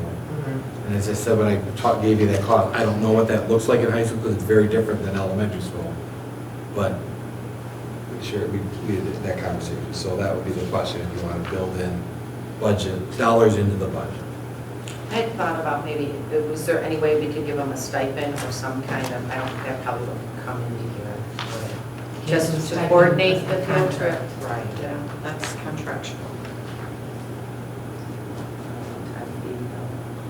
I don't want to Like pay 'em speak for for a prep, teachers, like, but if I was a fourth prep or grade teacher, something. which I was, and I'm turning it over to Margaret to plan the trip that I'm taking my kids and she's not a fourth grade teacher, me, type A personality, would not want that. to Well, I mean, like happen. usually. I can't tell you that. Teacher, one would plan, like one would plan for all the fourth grade teachers type of scenario, I guess, that lead grade teacher. that I think does all generally the they have one Where they all person who get does together. the field trip form, based on the field trip form when they get the request for Right. transportation. There's kind of one person's filling out, okay, this is first grade field trip, 120 kids, we need X number of buses. There's only typically one name on that form. Sometimes they all sign And then it, but one person fills it out. I'm sure one, Does the I don't know ticket this for purchase sure, but I'm and sure everything. one's calling the cider mill saying, hey, we want to bring our kids, can we come on the 22nd? Yep, booked first grade, coming to the cider mill, and they talk among themselves. So I'm speculating that they're divvying up the duties to have that field trip. Someone may take on writing the letter. They all do collect it back, they select their own kids back. But, so I don't know if you're looking at a state, I don't know if that would be. Right, because I think they probably all split amongst the four of them or whatever. I mean, I feel like I don't know if there's a need yet. If there's a need for us to, I'm not sure if there's that need after this research. Oh, right. I mean, it sounds I like would it's agree with really that. the I middle don't school. think there's a need there. It sounds like it's really the middle school that doesn't have an area that's giving them, whether it's the high school with the CTE funding or the elementary. I mean, like, here's You a know, the PTO, there's the 3 grades in elementary, so before with kindergarten, but the middle school has Yeah, the preschool. 5. I mean, Well, like here, someone wrote, they took the kids to the DIA, the admission was free, and the DIA reimbursed them for the bus. I mean, so there are things, I The think. DIA does that, and Yeah. that's a specific day everybody could go to the DIA. However, there are things and trips out there that I think there's money out there too that, not necessarily out of our budget for field trips. And I think when you schedule them, they're like larger groups, so then there's group costs, so that's cheaper, and then, the parents take that cost out, I guess. I mean, that's one of the reasons why I sent my kids in the past to I wouldn't have been able to afford to send them on these trips, but because they got a deal with, the school, then they went, you know what I'm saying? And I don't want, and then in a way, it's kind of like dictating that they have to all go and do, I'm not an educator, I'm not pretending to be one. You know what I'm saying? Like, I don't want to force their hand to go on a field trip, I Some guess. do walking field trips to Yeah. historical museum Right. in town, which Right. costs nothing as well. That's a big middle school. having more of my opinions, so I won't go on and on about it. But I do agree with what Angela said. Just this right here, I just don't think there's need for us to spend that money. I feel like we'd be allocating it if it wouldn't be being spent empty, right? Right. Because people are already doing it, really, for the most part. And then like that PTO money, I don't know what they would use for instead. I like that, close to a field trip as, you know, person that pays into it. What Make a about decision now, or education? is that No, something? The topic of an educational field trip then, for particular grades, I'm sorry, could you say it like again? an educational field trip. That's Like- per class. I mean, not a grade. That would be like, in the middle school, the science class might go to, Science center. Right. yes. But it's still not our job as a Board of Education to dictate educational field trip, anything, that's just not our job. Candace, is your kind of question, or the reason why I brought it, is that you want every student, age grade level, to experience a field trip? Well, or if the educator had something in mind, that they would be able to go and ask for, to, if it was educational purposes, that they would have the ability to ask that, and it wouldn't just be, no, that's not. Well, you'll see in some of the comments here, and I don't know what level it was, but they were approached and they were turned down because the field trip was $30 per Yeah. person.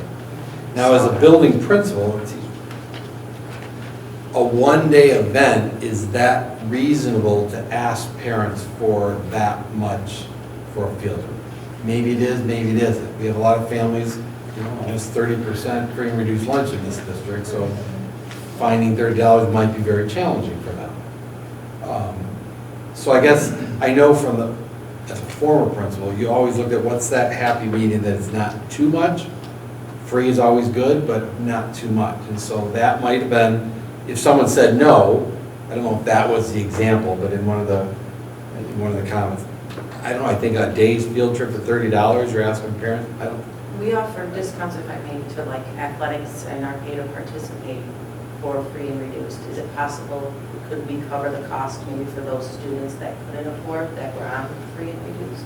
I can tell you that Save Ms. something. Zabo said there isn't a child at the high school that's not able to go on a field trip. That money She is figures not- out a way to figure it out. And I would think Middle it schools does. has done some creative things.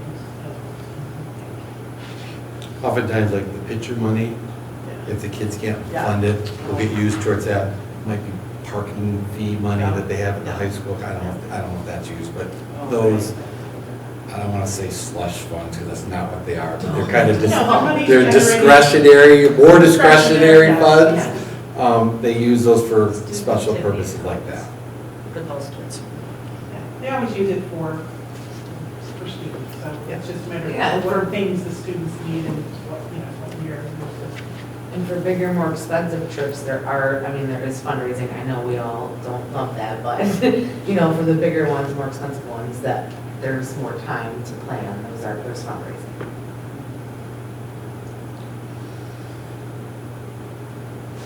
Anybody have any other thoughts on that topic? Okay. So our next scheduled meeting is on June 10th, Monday, June 10th. We're supposed to have a special meeting next Monday for my evaluation.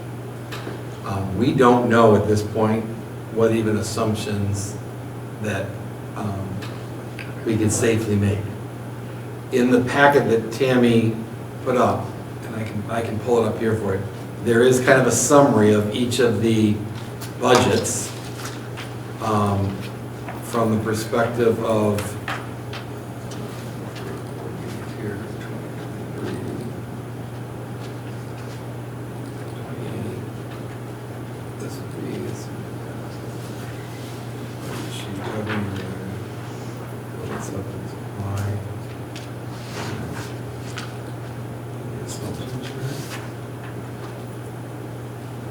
Yeah, so in your packet, you'll see this is this is what we know of that's out there. the current, what they're proposing, the increases, we can go through each one of these. I guess somewhat we gotta say what dollar value we feel comfortable making, because I don't believe this is gonna be known to us before June 10th. I think it's gonna be passed toward the end of June, so we're gonna have to just go with assumptions to balance the budget. We could literally go through and say, okay, if 2 out of the 3 eliminate it, we're gonna take it out of our budget. But that will affect our bottom line. You know, the whole retirement, there's a potential of, if the House gets their way, that we could have another $300,000, $400,000, $500,000 to Richmond. If it's the way the governor has it, we're gonna get more GSRP classrooms. And some of these unique budget. Now that there's less money in the state aid, based on the consensus revenue estimating contract, it's. So what are you asking? So I guess I'm just posing it as, on the 10th, this could be a long meeting in terms of, we gotta figure out what's our assumption gonna be. Because I don't think we're gonna have any of this finalized by the 10th from the state. I don't think we're gonna have a clue in terms of what they're leaning towards. I think it's just gonna be toward the end of June. They're keeping it very close. Even our legislative liaison, they usually get a hint that this is kind of a good, safe bet. We don't have any of that. But this summary shows where they all are, and some of these, they're at opposite ends, so. So you're saying the absolute lowest is 217 and the absolute most would be 302? Correct. So you're saying that for a June 10th meeting, we should like pack a lunch or a dinner, is that what you're saying? I think that is kind of what he was saying. which is Well, what by I'm the saying. June 10th, I will Make now that have and all make the staff agenda as shifted. such. Okay. Right now, we're looking at building it on 2 less staff. We have retirees, we're looking at absorbing those and not filling positions. There's a lot, I will have by Friday the high school schedule finalized. I already have elementary done and I have middle school done, and they're working to get that, but, so I'll know how much is in each account. So are you saying you want to play with, for the June 10th, $217, go with, don't always go low? That's what I thought. Yeah. I tell you, if you go low, we will need to take money out of fund balance to balance. I could budget, 5% increase in 31A, that's gonna get us some more money there. If I take, okay, all 3 of them talk about an increase, I'm gonna pick one of them and do the increase. But there's many of these items that they're not even all on the same page, so I have no clue. Like, the transportation, we got $165,000 in transportation. If on this summary, they all say we're gonna continue that, I feel safe putting in there, I just don't know the dollar value. And when do we have to have ours? You have to approve it by June 30th. Okay. There is a state law that says that the legislators have to have it approved by June 30th.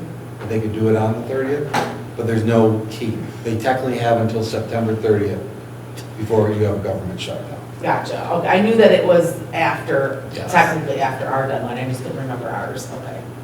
The state is different fiscal years, so they have until September. Sure, yeah. So again, going back, are you looking a number now for you to work with for June 10th? Or June 10th, we're gonna. That's what we're gonna decide. We're gonna have to decide Okay. so that we're gonna do all the legwork behind Get it everything with this in terms of together. put the supplies in there, put the sub-cost for, and see where it all shuffles out. But We pretty much have the expenditures. the expenditures are pretty much done, unless there's something you say, okay, like the field trip, that we want to put that in there, that would be an increase. But all the expenditures, other than salaries, which is what we're working on now, which is going to be all their costs for next year's contract. And we have to make an assumption about the retirement rate. Under the governor's proposal, she wants to decrease the retirement rate. Under the other proposals, they don't want to decrease it or not as much. So we have to decide, what happens is when we decrease the retirement, there's also a decrease in the revenue that we say for the retirement. So we have to decide whether we want to do a decrease in the rate and decrease in expenditures or hold it. It's just been, it's an unusual year. This is probably a tougher year for budgeting than I've seen. There's many of these items, they're not even on the same page, because when you look at two of them are. Usually, when there's all three of them on the same book, that's probably a safe at something. And that's where in the past, we've either gone low, or let's just take the middle number. Right. We haven't really gone the higher number. When you do the final budget this year, keep in mind that we should put more into fund balance than what we anticipated, because we had many positions we budgeted the whole year for, but weren't here for the whole year. The high school counselors wanted, we budgeted, and because when we rolled that budget into this year, we wanted to make sure that was already accounted for that full amount. So I guess I want to prepare you that when we start looking at these expenses, we want to, and the salaries, and we might have expenses exceeding revenue based on assumptions that we know as of today. Because that's what I'm trying to get to. And we can't do that, right? We can't submit that. You can submit that because you have money in the fund balance. Don't you have money in fund balance? Okay, If you didn't have any money in the fund balance, you can't submit. okay. But we have increased it over the years in playing with the grants and shuffling them. You'll hear in the next couple of weeks, the schools will be laying off because all those ESSER-funded positions are gone, and they gotta figure out a way to fund them. So it's, So, Brian, I don't know that we ever finished the conversation about anything we have left over from any bond dollars and like what we would do with that money. And if we did have leftover money and we did do something like with the supplies or whatever on that list, that would then change. That would change. Or- yeah, okay. I will try to have the updated, because I think, I don't know if we've gotten if all the bills come through in the bond. I know there's a I couple think there. there's some more. Yeah, The heating and cooling, we were still waiting on because they had to do some fixes. Because like the table, like the kindergarten table or something, like- I mean, not saying that Furniture that's what like we that. would do, but yeah, that would be a huge change in our budget. There, in that capital outlay, you have probably about $30,000 in line item when you look at them regarding stuff like that, that could be furniture in a bond. Right. That would reduce that expense. You're Right. So we'll bring what we have to the next meeting, so we can see that side by side with this. Okay.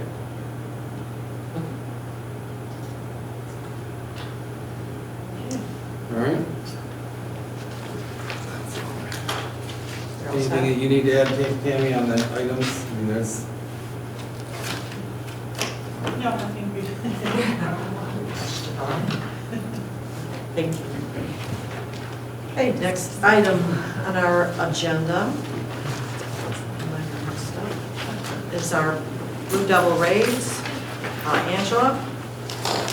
Yes, I do have one. I would like to thank Mrs. Shack and the high school band, along with the middle school students that showed up to Memorial Day Parade on Monday. It was an amazing event again.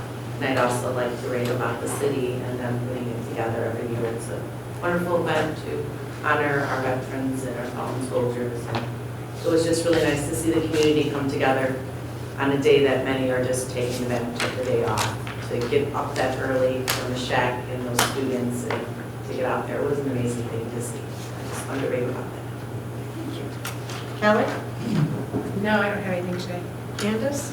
I would just echo Angela on the Memorial Day parade. It was pretty nice to witness and Ms. Shack and the band kind of were the center of the attraction. So it was very nice to watch all that.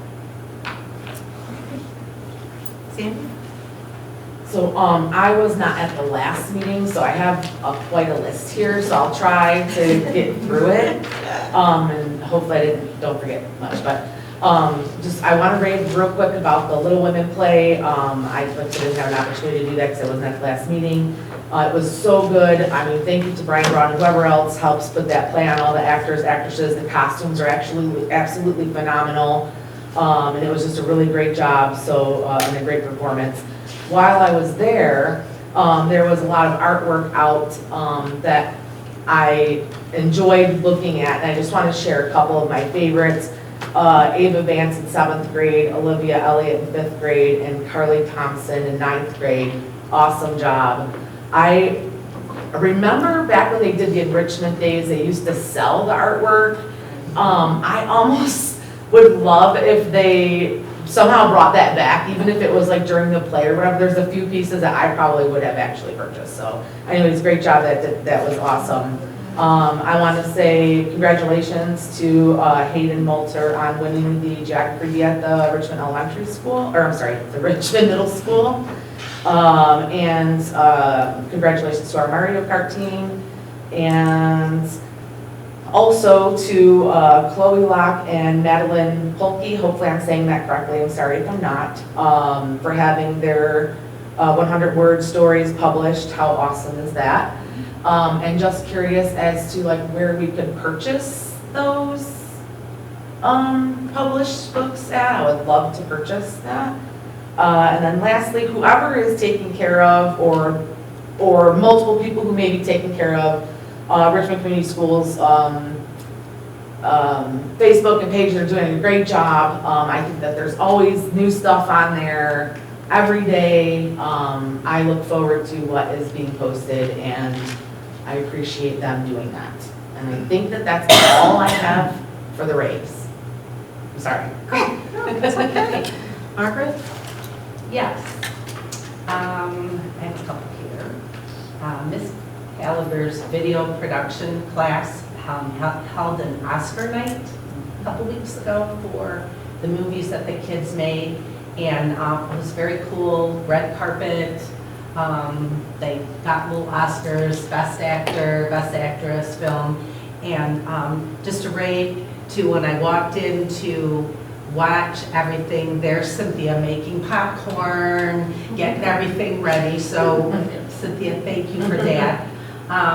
Also the Lego robotics competition that was held last week. Was it last week? Just a rave again to Miss Gallagher and Miss Lang and Mr. Pacito for the help that he gave. Sandy and I worked the concession stand, and it was about 9,000 degrees in there. It was, absolutely. But the schools that were there, it was really cool. And the award ceremony and just the excitement of the kids and showcasing our building, our kids, our program was very cool. And last, just at graduation, great night, but specifically I want to rave the band and the choir, the song that the band did, and it was Locomotive something, but that was one of the coolest things that I witnessed, and I thought it was just really cool choice of music for, they're moving on to the next part of their life or whatever. I thought it was really cool. And of course the song, The Climb, which is a very unique for a graduation ceremony, but our choir sounded beautiful, so they made us look good. That's it. Danielle? I just wanted to, it's been a while now, but since, wanted to thank Ms. Gibson for putting together all the logistics of the color run and getting us all situated out there. This year I got to help volunteer, and I think some of the volunteers had more fun than the kids themselves. They were coded more than the kids themselves. But she did a really good job getting that organized and put together for everybody and making sure everything was ordered. So thank you for that. I too wanted to voice graduation. I first want to rave Mrs. Zabel and Mrs. Warwick. I know what it takes to put on graduation. There's a lot behind the scenes that most people do not realize, so kudos to them. I too agree with Margaret about the band and the choir. I love the song, both of them. It was a great night. It was a great night for us, for our families. It was just a really good ceremony, and no major issues. That's a big thing. Okay, next item on our agenda is our superintendent and legislative update. Mr. Wilson. Mine's relatively short tonight. It is, there's nothing from follow-up Nothing to follow from the last board meeting for public comment. Just echoing what everybody said here, congratulations to the class of 2024 graduates, not only from Richmond High School, which graduated last week, but the Early College Macomb, as well as the International Academy last Thursday. Last week, we held the 3- and 4-year-old graduation ceremonies, which was the day after the class of 24, so you went from 24 to 37 and 38, big difference, but kudos to the staff. It was very well done. A lot of positives on that one.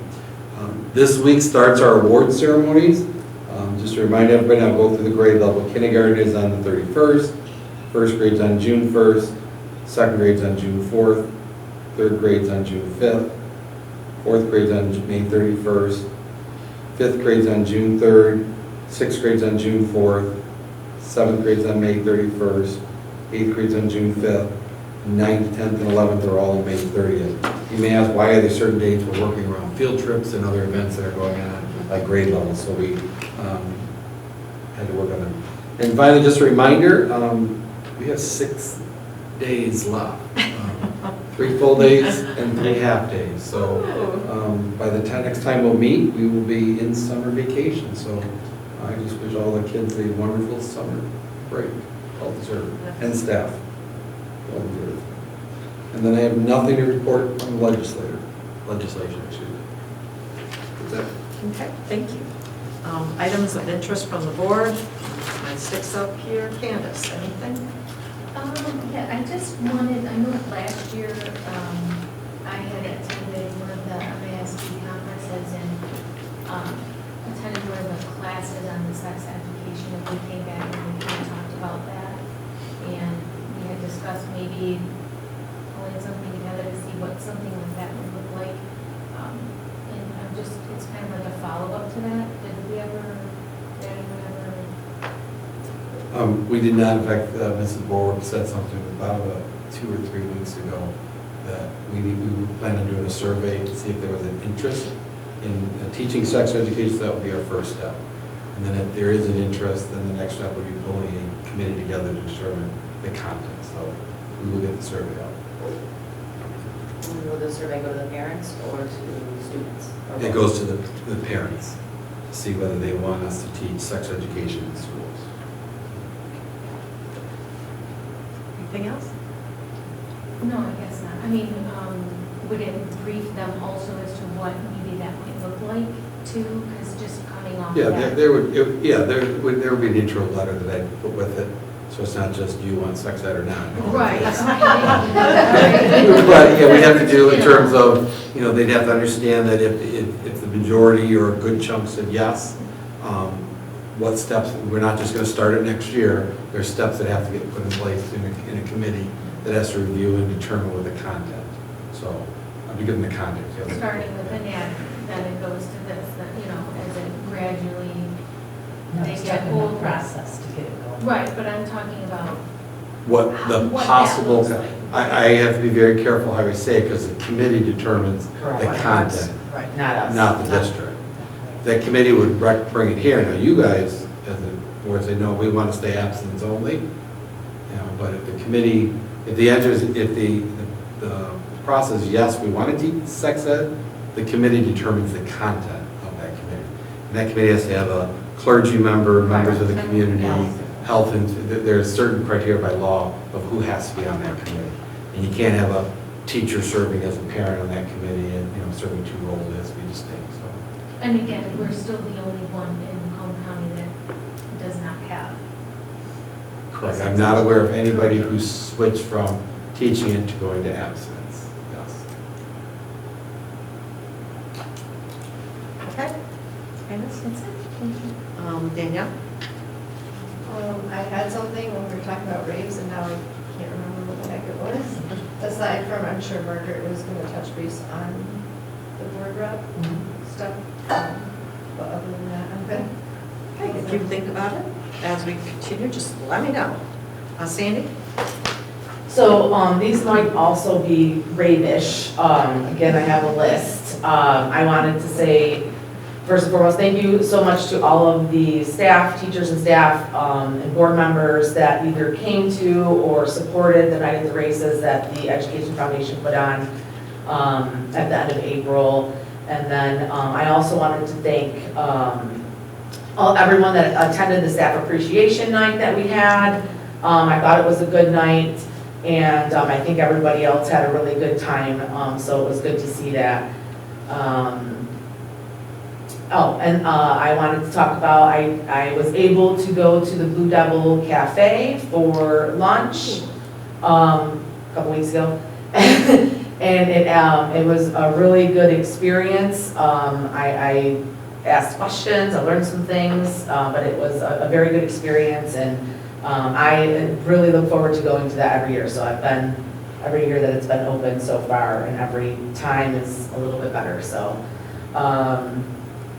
I also wanted to say that I was going to also mention that I attended the spring challenge, and which was the robotics thing that Margaret talked about earlier, and I have a thank you. Oh, you called it by the right name, good job, Yeah. Spring Challenge. Yep, you're welcome. Wrote it down. No idea, I remember what it was called, there you go. But yeah, I don't know, I wanted to thank Ms. Gallagher and also Mr. Pacito for running around and handling all of that. I've never been to any of those events. I believe that was the first one that we did here, if I'm not mistaken. I think it went really well. I think that it was very interesting for me because I had never been to an event like that. So I was working in the hot box, passing out candy and stuff, but I did get to go in and see some things, and I did get to go to the awards part, and that was just really fun. So I look forward to attending more of those kinds of things in the future.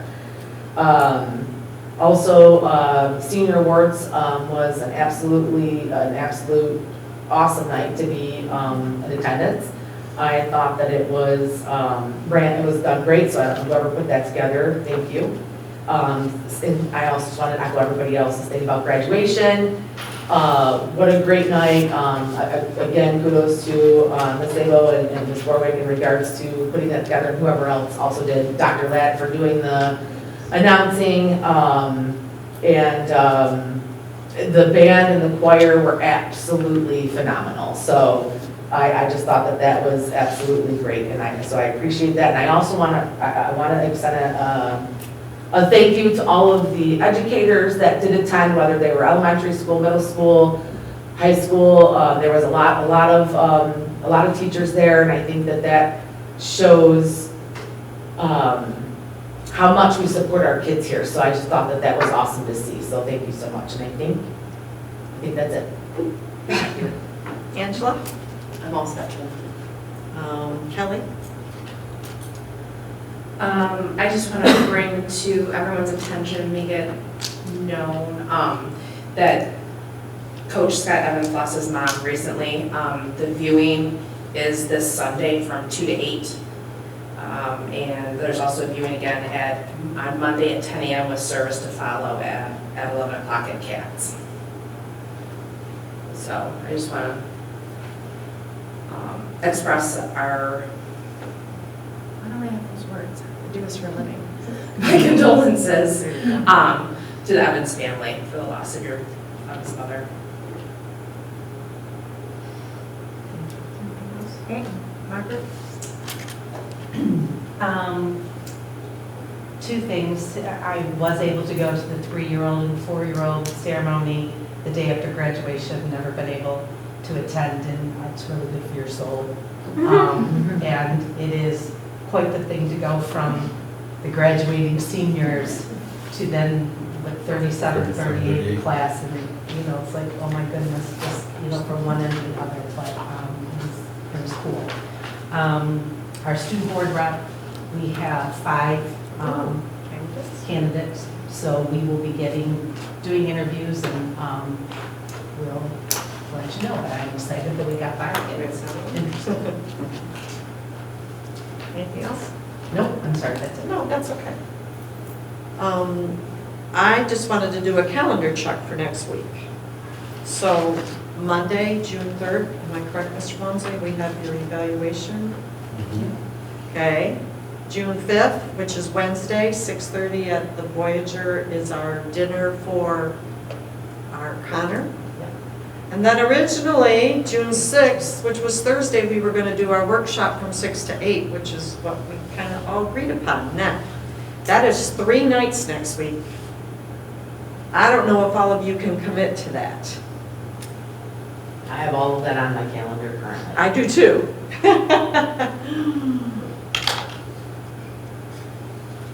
What I will ask though is the evaluation, is that At 6? 6, right? I have 6:30. You see, that's what I wanted to confirm, because I have 6, that's why I want to make sure that it's 6 or 6:30. Right now.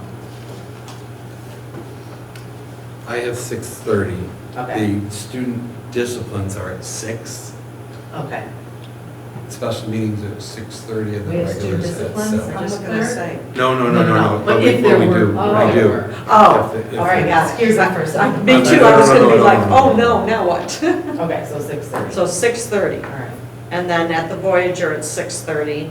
And then our Thursday was 6 to 8 for our workshop, which is when we were going to review our board policies on the board. Yep. I have all of that on my I do too. So I just wanted to double check and make sure that we're all on the same schedule. Okay? Okay, next item on our agenda is public comments. Since the last board meeting, the board has not received any emails. We had no public comments at the last board meeting, so there is nothing to address. At this time, any member of the public may address the board. Please sign in and state your name. You will have 3 minutes to address the board. Are there any board comments or any public comments, please? Well, I'm the only person here tonight. Cheryl Jar, teacher, middle school. I have 4 different comments for you, all positive, nothing bad. So I hope you give me a leeway on my 3 minutes. You talked about building subs, and since that's something you're all thinking about, please keep them. Just please keep them. They are so valuable to your buildings and your staff. They are a member of the staff. Somebody mentioned the kids recognize them. They know. Mrs. Neal is a middle school chaplain. And there's a very difference in how she's treated. And from a teacher's perspective, knowing she's going to be in my room versus somebody who's being pulled from their prep or some random person changes what I can plan. I mean, I can plan a lesson she'll teach versus somebody babysitter. So if you can keep our building subs, please do. The supply budget, thank you. That's it. One thing to keep in mind, I know there was a huge increase. A lot of the things that we put, and we were told, in our building anyway, put things, because things can be taken off. Some of those things are not annual items. Like, I put a classroom set of markers and colored pencils, because I use them with my kids, but I don't need to buy one every year.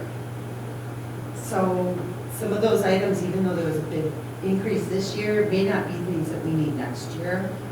So hopefully that will be considered.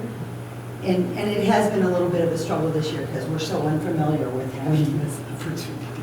It's like, really? I can buy sticky notes? I mean, we have index cards. I use index cards all the time. You talked about field trips, and somebody mentioned a stipend for planning a field trip. Not needed. Seriously, we do that. We take care of that. Cost, we have never in the middle school refused a kid to do anything. I personally have paid for field trips, lunches. I've paid to play sports for students. You have staff in this district outside of your administrators, and by staff, I mean all the way down the level. If somebody knows of a kid that needs to be paid for, we will make it happen. But if there is any help with transportation, that is an issue. At the middle school, I will also say a big struggle has been appropriate trips. It's a hard age. It's a hard age to find things for the right. We have done some things in the past. The last few years have been a challenge. But we took the 8th grade to the zoo this year. It was a phenomenal day. It was supposed to be 70 degrees, it was 40. But we had the best day with these 8th graders, and we realized something afterwards, that this particular class, because of COVID, not only did they not have field trips, but just being in public places like that, they were so cute. Oh, sorry, I'm watching the time. So it really is a great thing, and anything we can do to make them better is good. And the last thing is, Mr. Walmsley mentioned the budget and ESSER spending, and I listened to your budget presentations. I'm complimenting our district. You have done a great job of, as the state has doled out ESSER money and the federal's doled out money because of COVID, you've made sure that when you put things in place, you've tried to implement them into the budget so that our district is not now saying, oh, the money pot is gone and sorry, see you later. So good job. That's it. Thank you. You didn't. Sort of. It's okay. It was close. I knew you were there. I knew you were there. Okay, next item on our agenda is our action items. The first one, I'm looking for a motion for the approval of overnight extended student trip to Urbana, Ohio. I move to accept the recommendation of the superintendent and approve the Rustling overnight extended student trip to Urbana, Ohio, as presented at the May 13, 2024 Board of Education meeting and outlined in the attached documentation. Do I have support? Support. Any discussion? All those in favor? Aye. Opposed? Motion carries. I'm looking for a motion for approval of an overnight extended student trip to Hillsdale, Michigan. I motion to accept the recommendation of the superintendent and approve the overnight extended student trip to Hillsdale, Michigan is presented at the May 13th, 2024 Board of Education meeting and outlined in the attached documentation. Do I have support? Support. But can I just ask that we put volleyball in there so that we know what the trip is for? Is it in the other one? No, I put it in there. In the It back. wasn't, but I put it in got there it. so that. It's in the, I think it's in the back, the it's in the corresponding back, back. yeah, it's in the attached documentation, I thought, like in the, Okay, whatever. Where's the volleyball? Do I have any discussion? All those in favor? Aye. Opposed? Motion carries. I'm looking for a motion for an overnight, for approval of overnight extended student trip to Olivet, Michigan. I move to accept the recommendation of the superintendent and approve the football overnight extended trip, student trip to Olivet, Michigan as presented at the May 13th, 2024 Board of Education meeting and outlined in the attached documentation. Do I have support? Support. Thank you. Any discussion? All those in favor? Aye. Opposed? Motion carries. I'm looking for a motion for the approval of a K-12 English language arts curriculum.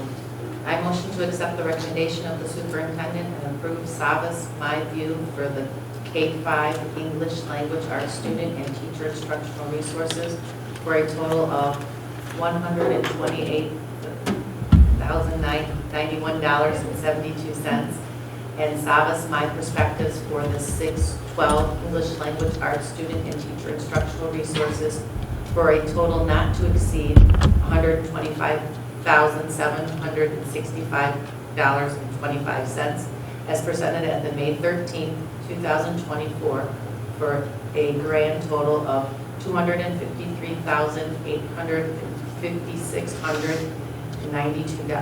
$253,856.92, for which funding from the 23-24 and 24-24 general fund is authorized. Yes, 23-24 and 24-25, to read that, to say. General fund is authorized. The K-5 instructional resource shall be funded through the Section 35J, professional development, curriculum, supports, and, is that an acronym? It's letters. And letters. Support. I'm sorry. Margaret, was it? Okay, thank you. Any discussion? Just that it's $125,765.20. Yes. Not 25 Yes. cents. Oh, that's page 1, yeah. That's okay. I mean, I don't know that it's a big deal, but. No, it does, no, it is. Not Yeah. can exceed 20 cents. Okay. Thank you. Any other discussion? Okay, this is a roll call vote. Angela? Aye. Margaret? Aye. Candace? Aye. Sandy? Aye. Kelly? Aye. Danielle? Aye. I vote aye, motion carries. Okay, I'm looking for a motion for the approval of resolution of support for the Macomb Intermediate Schools District fiscal 2025 budget. I motion to accept the recommendation of the superintendent and approve the attached resolution of support for the Macomb Intermediate Schools District MISD fiscal year 2025 budget as presented in the attached documentation. Do I have support? Support. Candace, thank you. Any discussion? Is there anything that we need to do with that other than? No, Cindy, the resolution to be signed, and then we'll send it off to the ISD tomorrow. So we just gotta have it signed tonight. What happens if we don't approve it? I'm just curious. Like, what's the That point is of a us good- doing it? Because they've already, Well, they They probably have to have a majority. They have to have it by Have a June majority. 1st. a majority of the districts. Yeah. So if the majority do not approve it, then they gotta, Okay. Go back to drawing. Oh, wow. Just thought of a question. Okay, any other discussion? All those in favor? Aye. Opposed? Motion carries. There being no further business, the board will adjourn at 9:01.